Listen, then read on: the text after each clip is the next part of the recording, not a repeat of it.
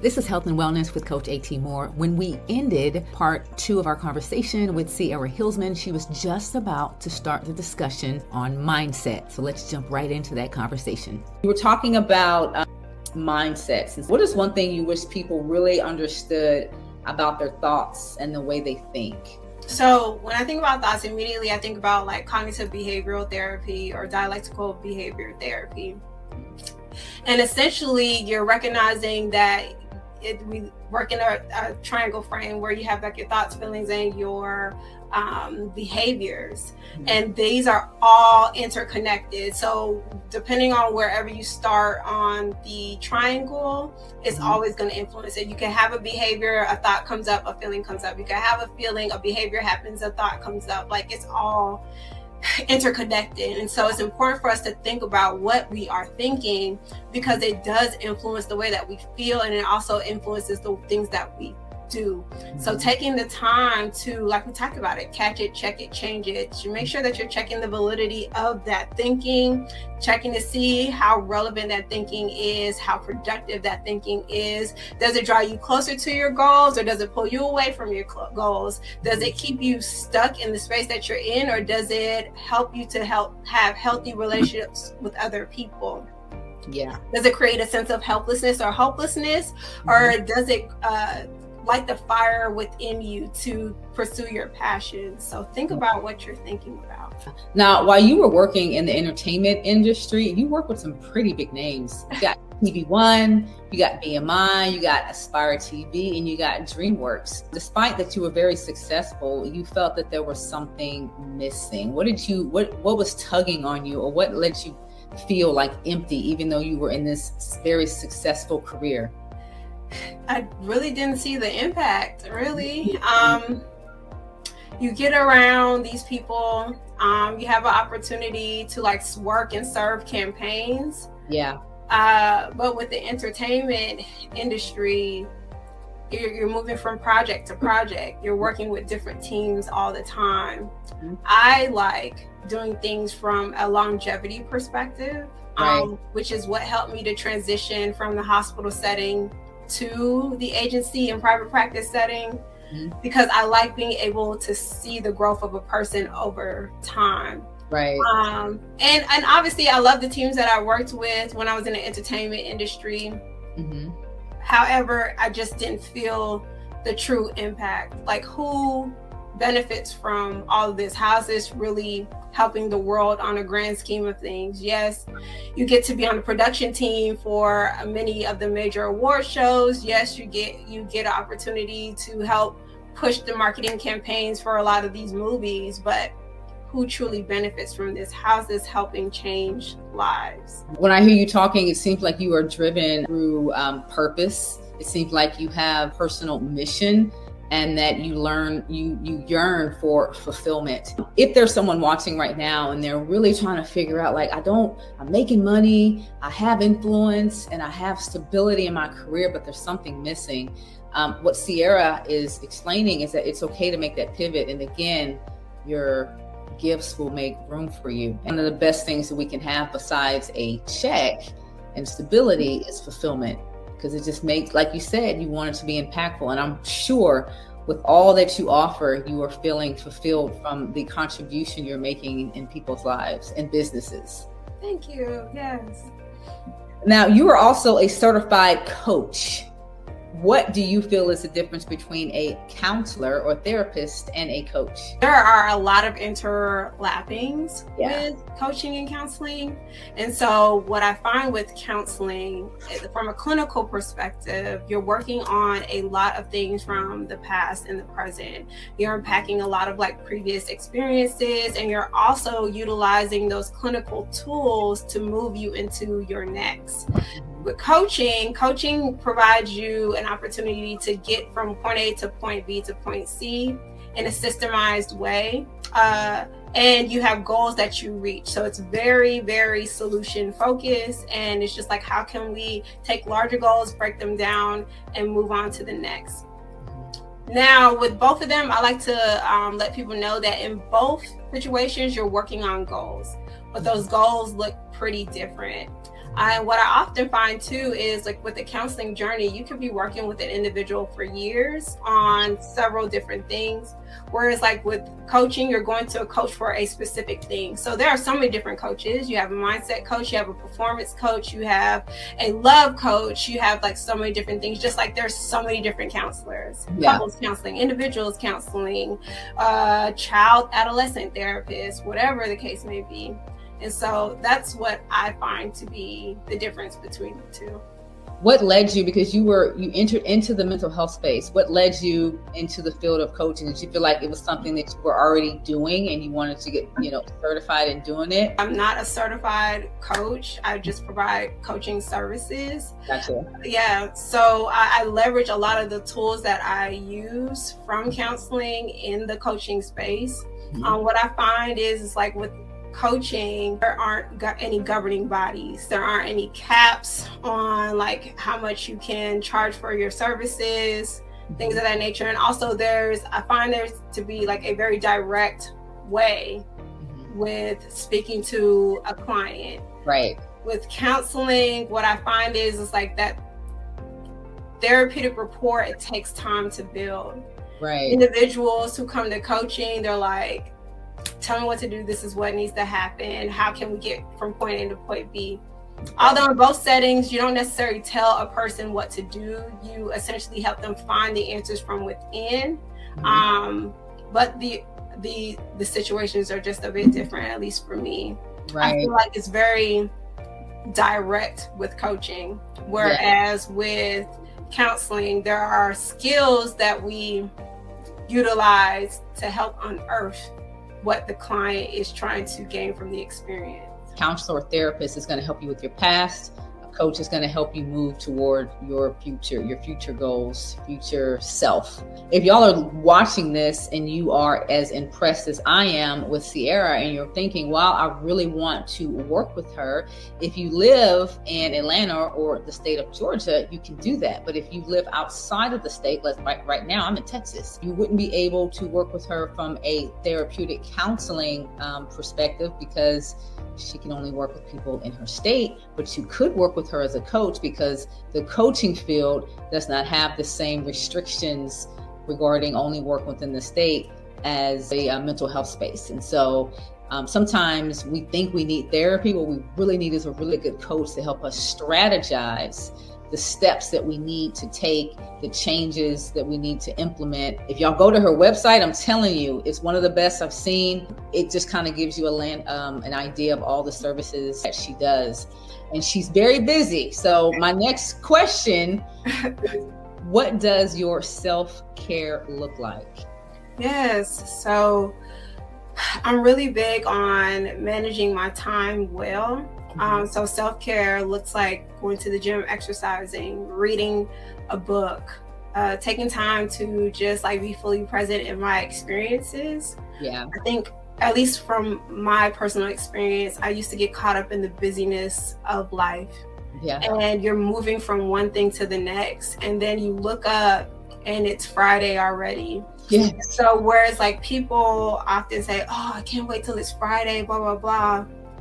I'm trying to gauge where the heck the week went. Yeah. You're seeing clients, you're doing documentation, you're like reaching out to clients to re-engage them in services. You're also trying to keep up with like your personal stuff, whether it's like checking in on family, making sure your health is okay, you're running from appointment to appointment, making sure that you maintain the other responsibilities of your life, whether it's like, for me, my podcast and my YouTube channel. And so just being intentional with maintaining the things that I know that I need. I know I need like prayer morning, afternoon, and night. Also need time to step away from my computer because I see a lot of clients virtually. Yeah. I also need time to make sure that I'm fueling my body because obviously if I don't have the right food in my system, that could throw off my whole entire day. Yeah. So just making sure that like my basic needs are being met so that I can meet the needs and the demands of my schedule. One of the things that I saw on your website is that you participate in trap yoga. I've never heard of trap yoga. What is that? Is it you do the movements with trap music? Yeah, that's exactly what it is. Hey, all right. Okay. Only in Atlanta. I've never seen that. So I love it. I love it. So so you told us about your self-care. What does your soul care look like? How do you take care of your soul? Like I said, prayer, meditation. I really, really talk to God, like, not like he's my homeboy, but like he's my personal friend, because that's exactly what Jesus is. You know, he sticks closer to a brother. Mm-hmm. And so having those conversations, I have like these LED lights in my room, and so like I'll light a candle, have LED lights, so like I'm reading my devotional, talking to God, journaling, jotting notes down, reading books that help supplement my spiritual journey. I attend midweek service, also I go to church on Sunday, things of that nature. I'm really big on music. Like music is a whole thing for me. So, finding songs that really speak to my experience. And so even when we were talking about like soul care, I think about spiritual wellness. So what are those things that help you to improve your relationship with your higher power, but also improve your relationship with other people and then improve your relationship with self? And so I listen to a lot of music that really hits my soul, all types of music, whether it's like jazz, neo soul, R&B, hip hop, you know, things of that nature. I just enjoy the beauty of life, even when I'm taking a walk. The weather is like pretty chilly in the fall, but being able to like just be fully present with like the warmth of the sun or the rustling of the leaves or like hearing children play on the playground, things like that. Yeah, I love that awareness. How do you show up if by chance, you know, because life happens, how do you show up if either one of these is neglected? If your self-care or your soul care is neglected, how would you show up? Oh my gosh, I shut down completely. My soul care is very important because I live with chronic illness. And so I remember when I was first diagnosed with like my health concerns back in 2018, and it just felt like the world was just kind of closing in on me. Like I didn't want to do anything. I wasn't inspired to do anything. I think the only thing that really kind of pulled me out of that was wanting to serve, wanting to like still show up for my audience and still create and do those things. And so if I don't take the time to tend to my own needs, then my body just literally slows down completely. And that's why I was saying like tending to those basic needs are very important. I don't think a lot of people understand how much food and water and like refueling your body is. Oftentimes with clients, they talk about like their anger or their frustration, or they don't know why they snapped on somebody. And I'm like, well, did you eat? Yeah. Get breakfast. How many hours of sleep did you get? Right. Those basic needs are important. Yeah. That lays the foundation. Also, I encourage people to look at themselves from a whole perspective. Yes, we're talking about mental and emotional wellness, but the mind and the body are not separate. They're one and the same. And so please take some time to ask your family what your medical history looks like. Yes, we ask these questions when we go to the doctor, but take those questions seriously, because a lot of these physical ailments influence our hormones. They impact like our neurotransmitters and things of that nature. So for example, if you have like PCOS or any type of reproductive health related concern, that's going to throw some things off. If you have a liver disease or something, please take your body seriously, and the whole body. That also includes the brain. And the reason why I'm emphasizing this is because we like to separate the two so much, and it's so frustrating. The mind is a part of the body. It's all the same thing. You are preaching my language. I'm holding my hands, but I'm trying not to speak over you, because my family gets so annoyed because I'm always talking about, you know, you think you're hungry, but you're really dehydrated, you know. And some of these chronic illnesses and some of these stressors don't happen until a different transition of our lives, right? Because different stages of our lives bring on different challenges, different stresses. And so it really is important. And what we're learning is that, you know, we think that the mind runs everything, but it's really the gut. The gut is it's what really fuels and speaks to everything. And so what you eat affects a lot of stuff, the inflammation, the thinking and all that. And girl, don't even get me started talking about what we feed our kids in the morning for breakfast. All their sugar is in their breakfast. And so all that affects behavior, it affects mood, and it affects some of the illnesses that we're seeing, and honestly in the African American community. But I'm not going to even go there, because if anyone that knows me is listening, they're rolling their eyes. But I am always, because I'm a personal trainer, before we can start talking about some of the behaviors, we have to talk about, well, how much sleep? Like, your face is breaking out. What are we eating? What are we drinking? Right. What sleep are we getting? Very much so. Very much so. AT. Oh my gosh. I know. I'm. Let me not divert this, because I want to make sure that we're. I'm honoring your time. Now, you talked about your podcast and YouTube, but I want to let y'all know there's just certain. If you're going to be on social media, you should be intentional. You should learn something while you're on there. Entertainment is cool. I will say, don't judge me, but I do like to visit the shade room every now and then. But there are a lot of mental health professionals that give a lot of psychoeducation on their pages that do in a 90-second reel. And it gives you stuff that can really help you figure out some of the things that you're going through or experiencing, or that someone in your family is experiencing. So definitely check out legacyspeaks.com, but also her Instagram. And then I want to talk about your podcast that you have. Yeah. And your YouTube. So, like I mentioned, I started Legacy Speaks with the YouTube channel. You can just Google Legacy Speaks, or go to YouTube and type in Legacy Speaks. I also have my podcast, which literally takes the audios from those interviews, and I go ahead and put them on there. And so with both, there's information that I provide. There's interviews that I have with other clinicians of color. I am very specific on finding other Black therapists, because like you, AT, often hear, I can't find a Black therapist. I can't find this. I can't find that. Well, we're out here. Now, I do want to say there are some times where we are booked and busy. However, a lot of the clinicians that I bring onto the show or to my podcast, they have waiting lists, or they can refer you to other people. And so that's why it's important to ask that question. Okay, if I can't work with you, do you happen to know of any other clinician that I can work with as well? Yeah. And what we're also finding is, because a lot of our good therapists are booked and busy, what they're starting to do is they're starting to have groups. There's a lot of people that have webinars every now and then, or coaching groups, communities where you feed information and they kind of learn in a group setting. Do you offer any of that? Is that something you might be doing in the future? I know you have a Facebook page. Definitely with the group coaching. And then I really prefer one-on-one, but I definitely don't mind the group coaching aspect as well. Is there anything that you have coming up that the audience can participate in?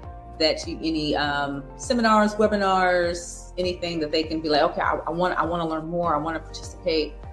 In July, I will be hosting my Mental Wellness for the Culture Conference. So please be on the lookout for July 2023, Mental Wellness for the Culture Conference. During that conference, I showcase a number of clinicians and showcase their specialties, give them opportunity to be able to talk and speak and to pour into the community. So please be on the lookout for that. If you are interested in learning more about that and also joining my mailing list, you can go to mentalhealthgoals.com. Go to mentalhealthgoals.com. You'll also be provided a free mental health action plan. So a number of things that we talked about during this interview is readily available, or to have a tendency of breaking things down, giving you some reflective prompts that you can think about. Also some interventions that you can utilize in the moment to help cope and help you with some distress tolerance skills. So please go to mentalhealthgoals.com if you are interested in learning more on what's going to happen with Legacy Speaks.